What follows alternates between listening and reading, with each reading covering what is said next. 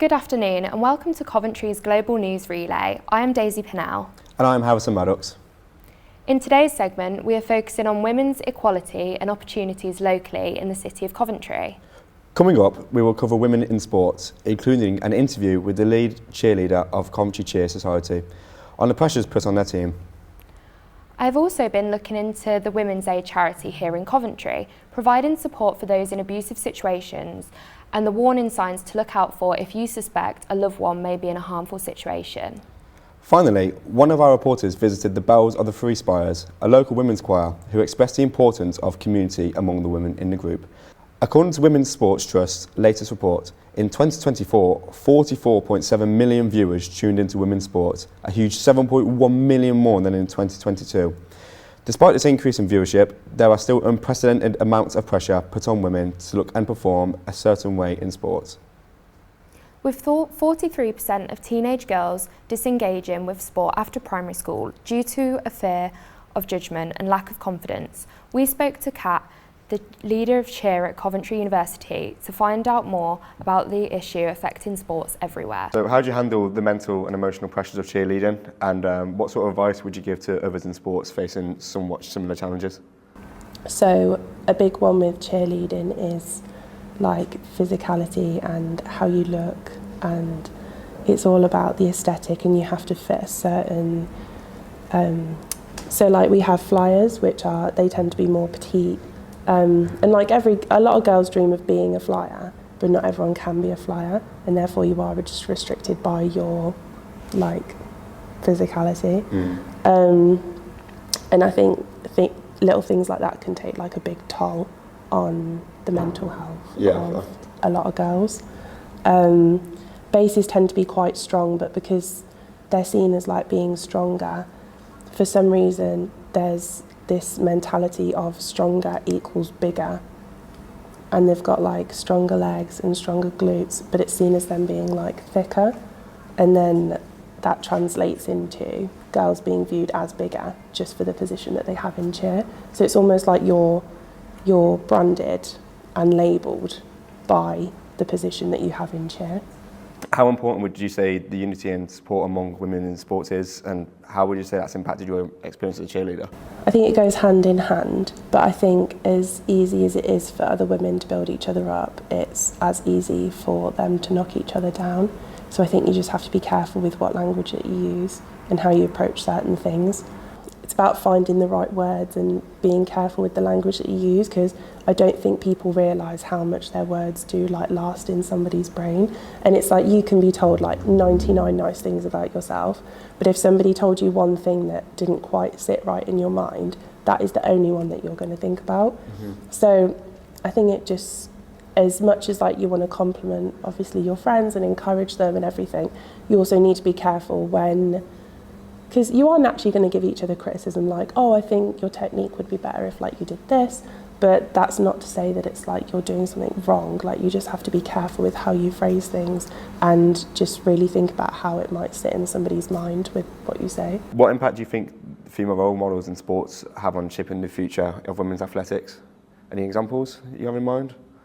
In terms of like celebrity role models or like more well-known ones, I think it's really important for representation, because I know for me growing up, so I was born in 2000, and in the early 2000s, like I'm not saying women's football didn't exist, but like my mum was captain of the football team for her school, and that was like pretty much like unheard of for there to be like many girls teams,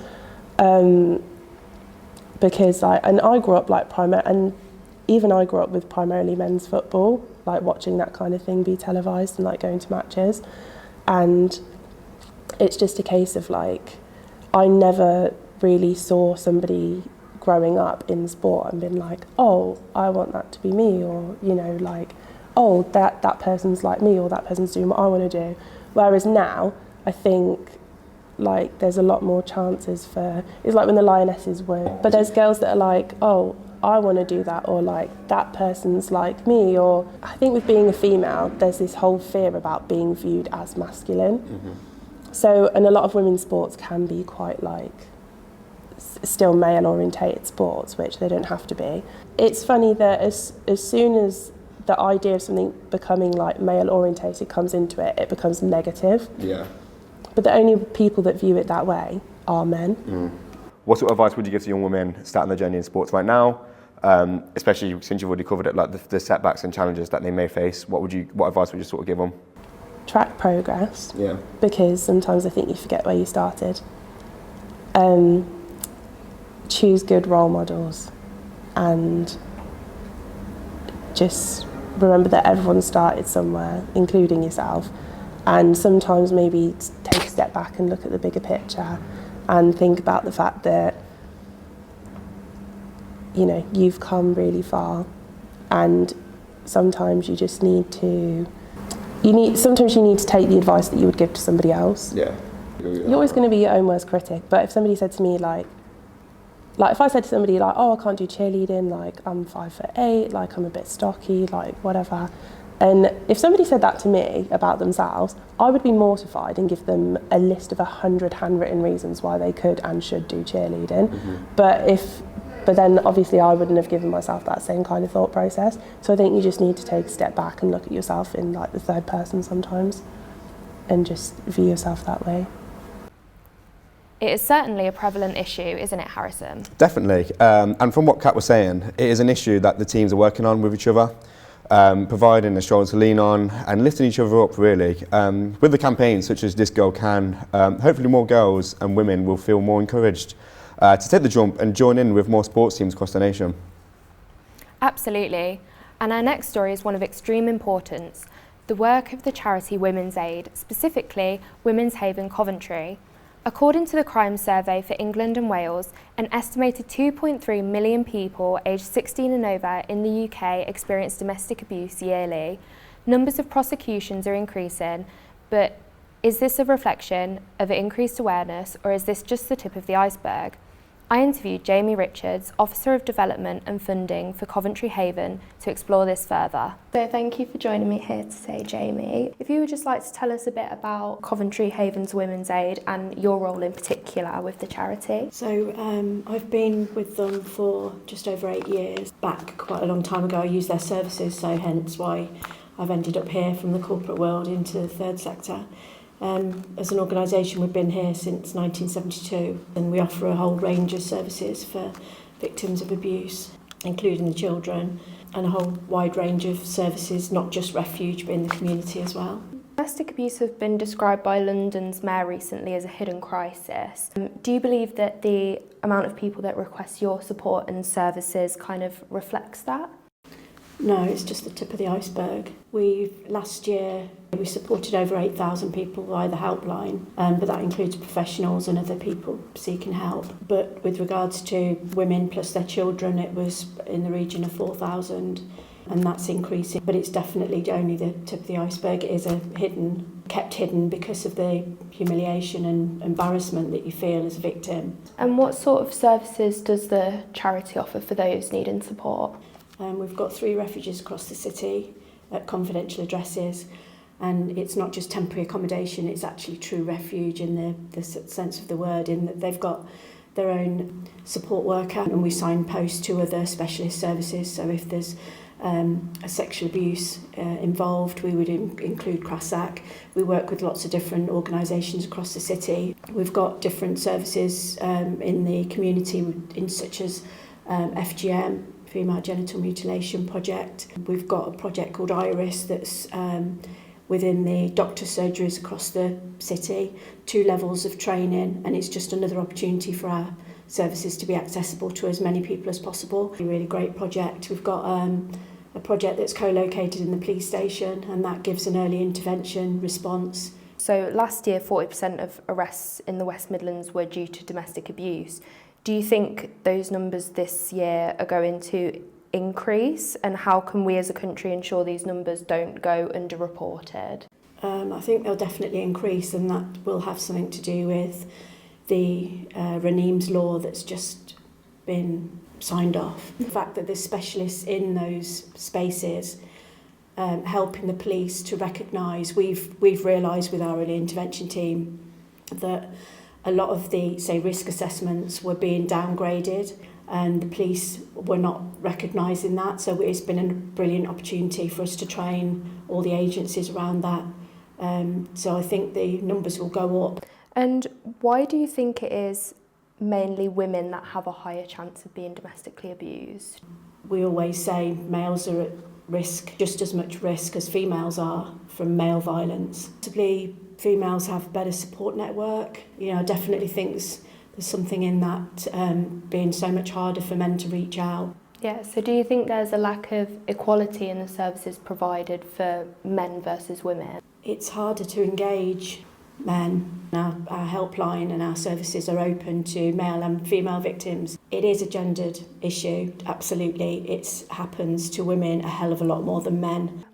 What are some of the key factors that friends and family should be looking out for if they suspect someone they know or in their family is being abused? There's lots of red flags for definite, but the most important thing is the response. The victim will be being told what they can and can't do. So for them to reach out and ask their closest friend or family, it can't be victim blaming, could be that, why don't you just leave? Just is such a damaging word. If you're with a crowd of friends, for example, and there's a couple there and you see that they possibly behave in a different way or they're not as outgoing, if there's lots of calls when they're out, when they're separated from their partner, the really, really good ones is the coercive control. It's really hard to explain and understand. It's things like being looking before you answer a question. So something might be directed at you, but you might look at your partner for kind of validation, like as a child. Final question, do you have any events or fundraising? How do you try and get the word out to the general public? We use a lot of social media. People are doing a lot more fundraising events, running and half marathons and things like that for us. My job is for funding applications, tenders, bids. We need to diversify our income because there's just not enough money for services such as ours. Jamie made some interesting points, and hopefully the local police will continue helping those looking for support. And our final story, the Bells of the Three Spires Coventry showed us their amazing singing skills and discussed how the group prevents loneliness and gives women a sense of unity. So in what way do you think the choir addresses the challenges that women face in society today? I think today's society, it can be like a lot of women feel like there's competition with each other, so in the workplace, on social media and things like that, and also we feel like connected on social media but also disconnected. So I think having a place where you come every week, like work together as women in real life, like person to person, really helps foster like that sense of community and like battles against the feeling of isolation. Absolutely, yeah. So what inspired you to join the choir? Well, because I've moved here from Ireland, I don't know anyone here. I used to sing in a choir at home and I was like lonely, and my mum said, well, you like the choir, join a choir. And it's given me a family away from home, and then I work in a really high pressure job, and I needed something that would just completely switch me off from work, and some days you're like, oh, I don't want to go to choir, I'm too tired, and I come and we're fully immersed in our singing and everyone's chatting, and I go home and I feel reinvigorated and refreshed and I forget about my stresses, so it just gives me something away from the pressures of work and reality to focus on. Do you think it contributes to your sense of community in that way? Oh, definitely. I mean, we refer to ourselves as a Bells family. Yeah. We have our Bells family, our Bells bubble, and I know when I've been here 17 years now, and when I had a car crash and it was people in the Bells that I rung to go, can you come and help me please, and they're always supportive and always helpful. It's like another family. It's definitely another family, yeah. Lovely, thank you. So what message do you hope to convey through your music? I think the message that we put across to our audiences is one of singing together, one of joy and harmony together, and quite often when we sing to audiences we encourage them to join in, especially with some of the older songs, but we also encourage them to join us. Yeah. I've been with the Bells 15 years and I found it brings me a lot of joy. And I think the point that when you're singing in a song and you're expressing it as well, it takes away everything. You think about nothing else but the words of the song and the message that you're putting forward, which is often one of love and triumph over adversity.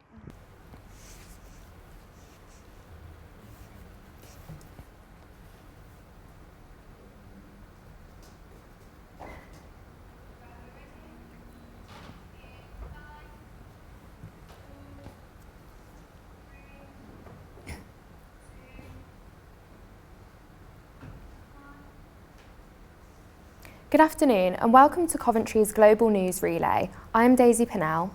And I'm Harrison Maddox. In today's segment, we are focusing on women's equality and opportunities locally in the city of Coventry. Coming up, we will cover women in sports, including an interview with the lead cheerleader of the Coventry Cheer Society on the pressures put on their team. I have also been looking into the Women's Aid charity here in Coventry, providing support for those in abusive situations and the warning signs to look out for if you suspect a loved one may be in a harmful situation. Finally, one of our reporters visited the bells of the Three Spires, a local women's choir, who expressed the importance of community among the women in the group. According to Women's Sports Trust's latest report, in 2024, 44.7 million viewers tuned into women's sports, a huge 7.1 million more than in 2022. Despite this increase in viewership, there are still unprecedented amounts of pressure put on women to look and perform a certain way in sports. With 43% of teenage girls disengaging with sport after primary school due to a fear of judgment and lack of confidence, we spoke to Kat, the leader of cheer at Coventry University, to find out more about the issue affecting sports everywhere. It is certainly a prevalent issue, isn't it, Harrison? Definitely, and from what Kat was saying, it is an issue that the teams are working on with each other, providing a shoulder to lean on and lifting each other up really. With the campaigns such as This Girl Can, hopefully more girls and women will feel more encouraged to take the jump and join in with more sports teams across the nation. Absolutely. And our next story is one of extreme importance, the work of the charity Women's Aid, specifically Women's Haven Coventry. According to the Crime Survey for England and Wales, an estimated 2.3 million people aged 16 and over in the UK experience domestic abuse yearly. Numbers of prosecutions are increasing, but is this a reflection of increased awareness, or is this just the tip of the iceberg? I interviewed Jamie Richards, Officer of Development and Funding for Coventry Haven, to explore this further. Jamie made some interesting points, and hopefully the local police will continue helping those looking for support.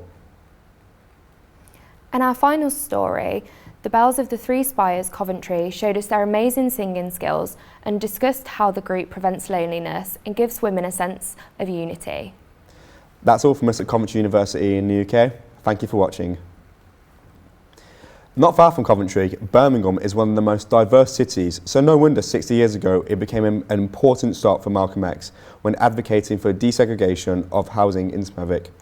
We sent one of our reporters, Sidra Safar, to investigate the ongoing legacy of Malcolm X that he has left in Birmingham. I'm Jagwan Johel and I'm part of the Indian Workers Association. This event is about marking the 60th anniversary of Malcolm X visiting Smethwick, and today's event is because he came here on the 12th of February 1965, and 9 days later, when he went back to the sort of States, he was assassinated. So one of his last contributions in terms of a public speech was here in Smethwick when he came to Marshall Street. The Indian Workers Association leadership, including my father, Avtar Singh Johel, had invited Malcolm X to come to Smethwick to see for himself. In Smethwick there was an unfolding apartheid. There was a woman who lived on Marshall Street, her name was Alice Grove, and she wanted to petition the council, and her petition was about that the council should buy up all the vacant houses or any house that became up for sale so that they could have them as council houses, and they would only go to white people. And the Conservative candidate at the time, Peter Griffiths, he had a slogan which he says wasn't his slogan, but he adopted it nonetheless, which was, if you want an end for a neighbour, vote Labour. And they wanted to bring about segregation, and having invited people from the Commonwealth countries like the Indian subcontinent, the Caribbean islands. They basically faced the racism that was there already, but this was a full frontal attack. There was a colour bar in terms of not being able to get into the pubs or being served in the sort of smoke room, in terms of having your hair cut, etc., etc. What was going on then is going on now, because the issues then was, housing, the issues was about, they're using up health resources, the issues then was about they're taking our jobs and they're working for cheaper labour, all the sort of stuff that you now get relating to any migrants, be they illegal or not, refugees, asylum sort of seekers. It's the age-old blaming the other. The reason why we want to sort of raise these issues now is about the resonance of passing that baton on to younger people, because if we don't learn the lessons of the past in the present, we're not going to be able to change what happens in the future. And what you sort of constantly find is what's gone before just constantly keeps repeating itself until you decide to do something differently. Yeah.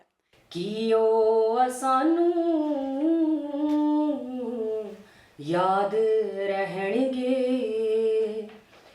भुल गए असीं तां सानू की कहणगे. That's all from us at Coventry University in the UK. Thank you for watching.